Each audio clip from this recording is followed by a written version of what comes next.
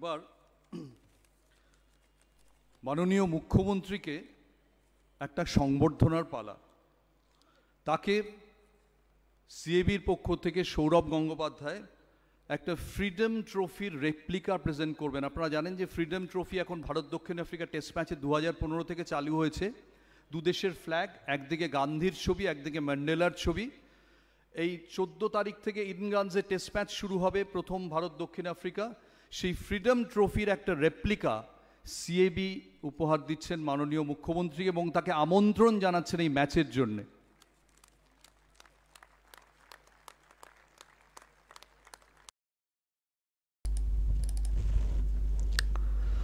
দর্শক দেখলেন আজকে এই সব হয়েছে ইডেন গার্ডেন্সে। ইডেন গার্ডেন্সে একটা আয়োজন করা হয়েছিল সিএবির তরফ থেকে। সেটা হচ্ছে যে রিচা ঘোষ, যিনি বিশ্বকাপ টিমের একজন মেম্বার, বাঙালি মেয়ে, তো তাকে সংবর্ধনা দেওয়ার জন্য আয়োজনটা করা হয়েছিল এবং সেখানে রাজ্য সরকারও কিছু পুরস্কার দিয়েছে। তো সেই মঞ্চে দিদিকে এই ট্রফি দিয়েছেন দাদা।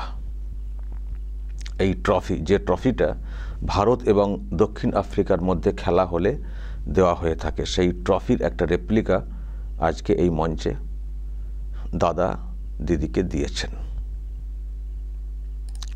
আচ্ছা দর্শক, আমাকে বলুন তো, এই ট্রফি দেওয়ার কি প্রয়োজন ছিল? মুখ্যমন্ত্রী এসছেন মঞ্চে, উনি তো মুখ্যমন্ত্রী, এবং সিএবির প্রোগ্রাম, রাজ্য সরকারেরও কিছু পুরস্কার ওখানে দেওয়া হয়েছে, সংবর্ধনা, মানে তারাও আর কি মানে অংশ নিয়েছে। তো সেখানে মুখ্যমন্ত্রী এসছেন, মুখ্যমন্ত্রীকে একটা উত্তরীয় দিলেই তো এনাফ। তো সেখানে এই টাইপের একটা ট্রফি রেপ্লিকা, এটা দেওয়ার কি অর্থ রয়েছে? এটা দেওয়ার কি অর্থ রয়েছে, নাকি এটা দেওয়ার পেছনে অন্য কোনো গল্প রয়েছে? দর্শক বলবেন, আপনারা বলবেন।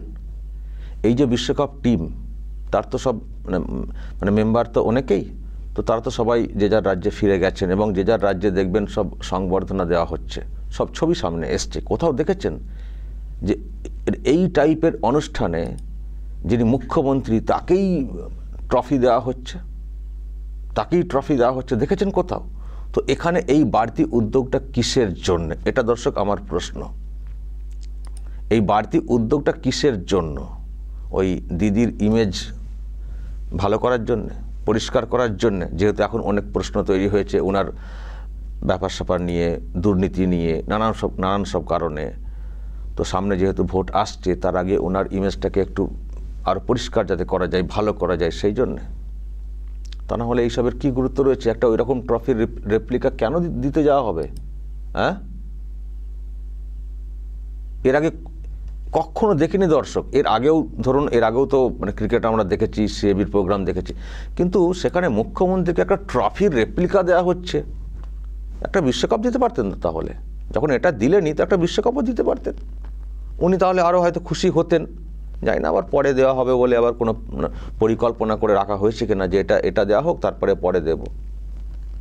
ভালোই চলছে আর কি, ভালোই চলছে।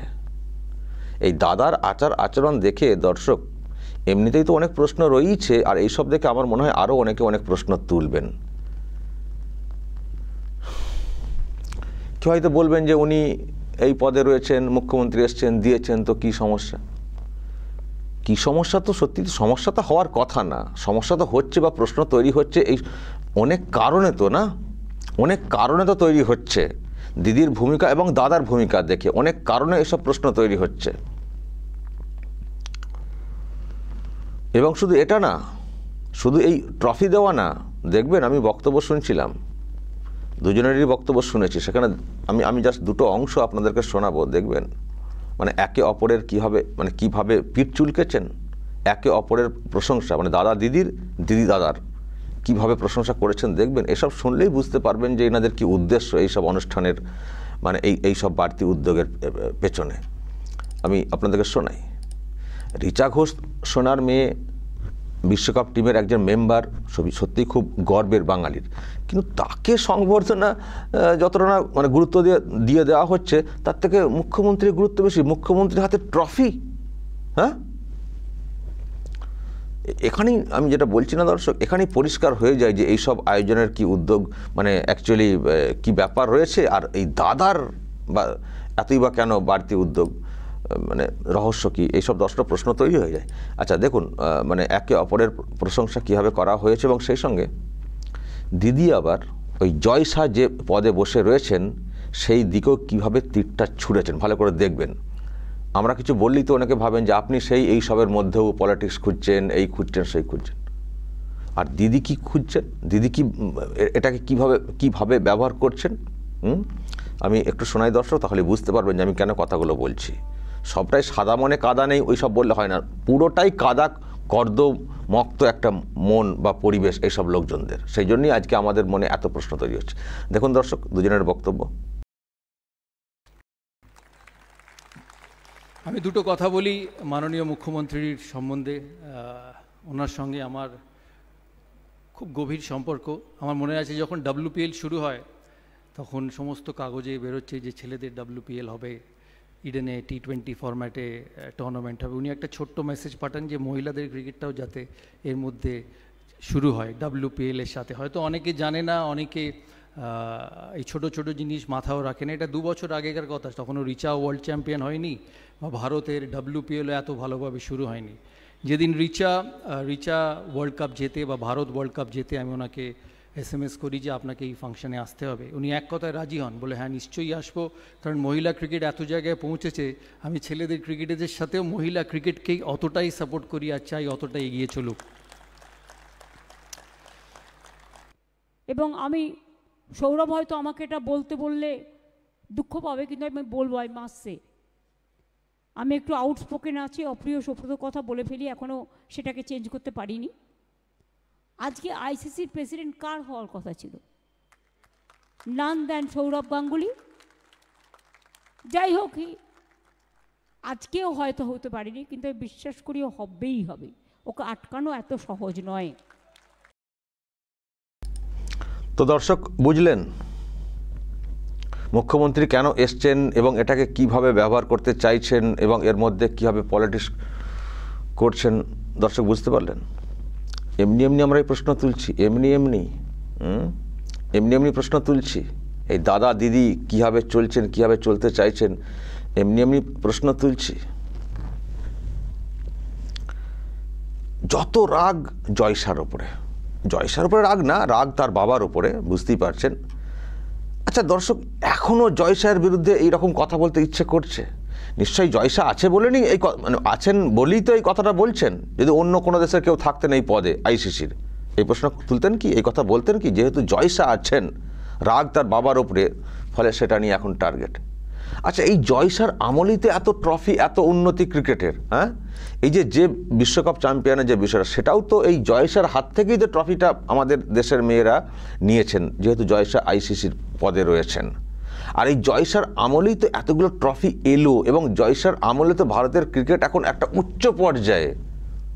তো খারাপ হলে বলবেন জয়শাহের জন্য খারাপ হচ্ছে, আর এত ভালো সাফল্য, এত কিছু, তার কোনো ক্রেডিট জয়শাহকে দেবেন না? খারাপ লাগে, যেহেতু অমিত শাহের ছেলে বলে খারাপ লাগছে না? সেই জন্য জয়শাহকে টার্গেট করছেন। সৌরভের ওই জায়গায় পৌঁছানো উচিত ছিল। সৌরভকেও তো কম ভালো জায়গা দেওয়া হয়নি, মানে সৌরভ তো যথেষ্টই ভালো জায়গা পেয়েছিলেন, কিন্তু কি করতে পেরেছেন? সেখান থেকে তো আমরা আরও উন্নতি চেয়েছিলাম। উনি তো নিচের দিকে নেমে চলে এসছেন, এসে CAB-তে বসে গেছেন। সৌরভের জন্য আমরাও একটা সময় অনেক গলা ফাটিয়েছিলাম, তখন আমাদের অন্য ভাবনা, অন্য ধারণা ছিল। পরে তো আমরা চিনলাম এই মানুষটিকে, যে ইনি তো গভীর জলের ফিস, একমাত্র ব্যবসা বা ওই বিজনেস ছাড়া কিছু বোঝেন না, পয়সা ছাড়া। তারপরে বুঝলাম, এখন বুঝছি, অনেকটা বুঝতে শিখেছি বলে এত কথা বলছি। তো দর্শক বলবেন, আমি আর একটা বক্তব্য শুনছিলাম দর্শক, গৌতম ভট্টাচার্য যিনি অ্যাঙ্কারিং করছেন, তিনি তো আবার একটা নতুন তথ্য দিলেন, এটা আমার আবার জানা ছিল না। উনি আবার এই নতুন একটা তথ্য দিয়েছেন দর্শক, একটু শুনবেন উনি কি বলেছেন। মুখ্যমন্ত্রী নাকি একটা সময় খুব ভালো ক্রিকেট খেলতেন এবং পুরুষ মহিলা টিমের মধ্যে উনি নাকি সেরা, এরকম নাকি কি রেকর্ড তৈরি করেছেন। শুনুন দর্শক, মানে কী যে সব হচ্ছে, মানে ফুলিয়ে ফাঁপিয়ে দেখানোর বা বোঝানোর, তেল মারার যে একটা, মানে এদের কোনো লিমিট নেই। দেখুন কি বলেছেন। এমন একজনও এখানে নেই যিনি খাঁটি ক্রিকেট প্রেমী নন। এবং starting from the honourable chief minister, আপনারা অনেকে জানেন কিনা জানি না, যে 90 দশকে দিল্লিতে মহিলা সংসদদের একটা ক্রিকেট ম্যাচ হয়, পুরো মহিলা পুরুষ মিলিয়ে, মাফ করবেন, একটা ক্রিকেট ম্যাচ হয়, তাতে বেস্ট প্লেয়ার ছিলেন মমতা বন্দ্যোপাধ্যায়। জানতামই না, সেই ম্যাচে বেস্ট প্লেয়ার ছিলেন মমতা বন্দ্যোপাধ্যায়, পুরুষ এবং মহিলাদের মধ্যে, তখন উনি কেন্দ্রীয় মন্ত্রী। কাজেই এখানে যারা মহিলা ক্রিকেটার, আমার মনে হয় এটা তাদের আরো উৎসাহ যোগাবে, এবং যে কোনো স্পোর্টস মাইন্ডেড পিপল যেখানে যে কোনো খেলার যে কোনো প্রকল্প অন্তত মুখ্যমন্ত্রীর দপ্তর থেকে কখনো মুখ ফিরিয়ে যাবে না। দর্শক শুনলেন, মহিলা পুরুষ মিলিয়ে একটা টিম, সেখানে বেস্ট প্লেয়ার। আমার খুব জানার ইচ্ছে কত রান করেছিলেন বা কটা উইকেট নিয়েছিলেন, মানে হাতটা কোন দিক দিয়ে ঘুরিয়েছিলেন, আমার খুব ইচ্ছা, মানে যদি বল করে থাকেন, মানে কী হিসেবে বেস্ট প্লেয়ার, তার মানে এটা স্কোরটা বা কি, ওটা একটু বললে আমার খুব ভালো হতো, যে কী করে উনি মানে বেস্ট প্লেয়ার ওখানে হয়ে গিয়েছিলেন, নাকি ওখানে ওই স্কচ অ্যাওয়ার্ডের মতো মানে পুরস্কার নিয়ে আসার মতো, মানে যেমন ট্রফি দেওয়া হচ্ছে ওই টাইপের আর কি, ম্যানিপুলেট করা, জানি না, আমার খুব জানার ইচ্ছে বেস্ট প্লেয়ার কি করে হয়েছিলেন উনি। ওই স্পোর্টস মিনিস্টার ছিলেন বলে করে দেওয়া হয়েছিল, নাকি সত্যিই কিছু খেলেছিলেন, খেলা দেখিয়েছিলেন, আমার খুব দেখতে ইচ্ছে করে। আমি কখনো দেখিনি ক্রিকেট ব্যাট নিয়ে, কোথাও দেখিনি আমি কোথাও। খেলা হবে ওনারা একটা কথা বলে থাকেন, স্লোগান দিয়ে থাকেন, কিন্তু সে খেলা তো আমরা দেখি ভয়ঙ্কর খেলা। প্রকৃত খেলাতে ওনার মানে কি আমি দেখিনি। দর্শক, আমি জানি না আপনারা সত্যি দেখেছেন কিনা, যে তথ্যটা দেওয়া হলো এটা আপনারা সেই সময় কেউ জেনেছিলেন কিনা, বা পুরস্কার, আবার বলছি, পুরস্কার বেস্ট প্লেয়ার পুরস্কার দেওয়া হতেই পারে কোনো কারণে, যেমন এখানে দেওয়া হলো ট্রফিটা, যেমন এখানে ট্রফিটা দেওয়া হয়েছে, এখানে উনি তার কোনো কিছু খেলেননি তো, তার সাথেও ট্রফি দিয়ে দেওয়া হলো। এখন এইরকমভাবে একটা মন গড়া বেস্ট প্লেয়ার ভেবে নিয়ে ট্রফিটা দেওয়া হয়েছিল, সত্যিই খেলেছিলেন, আমার কিন্তু খুব জানতে ইচ্ছে করে। দর্শক, যারা পুরোনো দিনের লোক আছেন, আমি এই তথ্য জানতাম না, আমি এখন শুনছি, তো যদি আপনাদের কারো জানা থাকে দর্শক একটু বলবেন তো, হিস্ট্রিটা কী ব্যাপারটা হয়েছিল। দর্শক বলবেন যা বলার, পুরো বিষয়টা যেটা দেখলেন সব মিলিয়ে যা বুঝলেন দর্শক অবশ্যই বলবেন। এদিকে মানে এইরকম ট্রফি দেওয়া হলো, আর গতকাল তো আপনারা দেখেছেন, গতকাল তো আমি আরেকটা বিষয়ে গুলিয়ে ফেলছিলাম, যে কি হলো বিষয়টা, মানে হঠাৎ করে এত হইচই কেন। দর্শক দেখেছেন, সেই ভিজুয়ালটা একটু দেখিয়ে শেষ করব, মানে সব গুলিয়ে ফেলছি দর্শক। কালকে আমি হঠাৎ করে দেখছিলাম যে খুব হই একটা ব্যাপার হচ্ছে, এই যে এইটা দেখুন।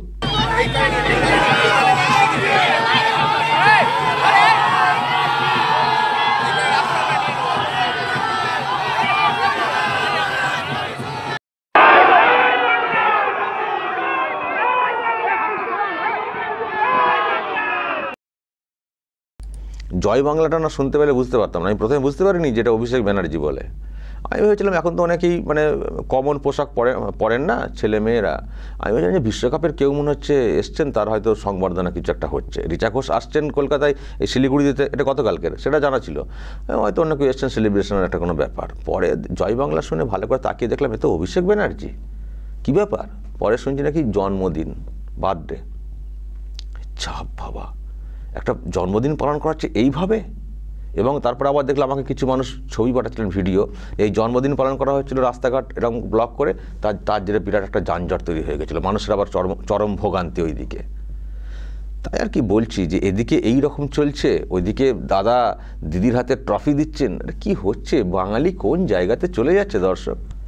টোটালটাই একটা মরিচিকা, কিচ্ছু নেই, ভুয়ো ফেক, যাদের সম্পর্কে দুটো ভালো কথা বলা যায় না।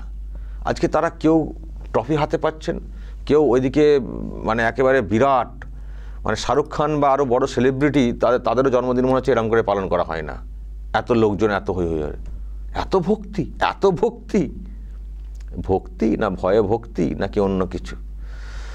দর্শক বলবেন যা সব দেখছেন এইসব দৃশ্য আমি বলবো মানে এখানকার মানুষ হিসেবে ভয়ঙ্কর দৃশ্য, এবং এটা খুব মানে খারাপ লাগার ব্যাপার। আমার ওনাদের ভালো লাগতো, আমার খারাপ লাগার ব্যাপার যে বাঙালি বা বাংলা এরকম হয়ে গেল, যাদের জন্য এই বাংলাটা ডুবছে, সেই তাদেরকেই এরকম করে তুলে ধরার জন্যে একটা অংশ তেল মেরেই চলেছে। কোথায় নামলো বাঙালি, হায় রে বাঙালি।